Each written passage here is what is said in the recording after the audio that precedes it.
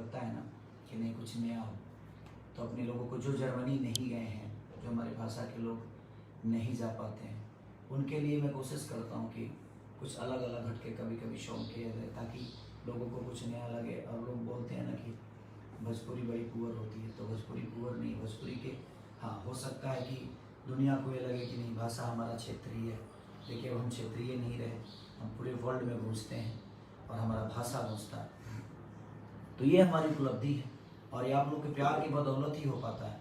Otherwise दुनिया का कोई कलाकार कह दे कि I am star, no nothing, आप कुछ नहीं हो, क्योंकि जनता का प्यार और मोहब्बत जो है वो आपसे सबसे सर्वोपरि है, वो बड़ा होता है।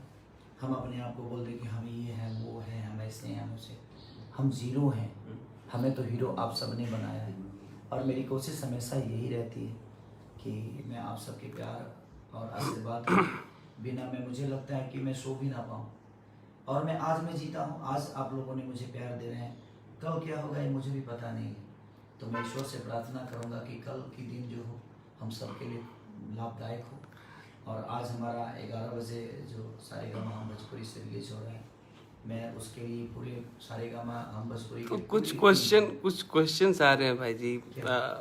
जैसे कि लोग पूछ रहे हैं कि यहाँ पे तो लोग सिर्फ इंडियन ट्रेंडिंग सॉन्ग्स की बात करते हैं, लेकिन आपके सॉन्ग्स जो हैं नेपाल हो, दुबई हो, गल्फ हो, मालदीव्स हो या मॉरिशस हो, तो इंडिया में ट्रेंड करने से पहले बाहर ट्रेंड करते हैं। तो ये इसका क्या राज है? मतलब ये क्या है? सबसे बड़ी चीज़ ये है कि किसी को साइकिल पे चढ़ने की क्षमता नहीं है, उसको बाइक मिल जाती है तो खुश हो जाता है। ओके।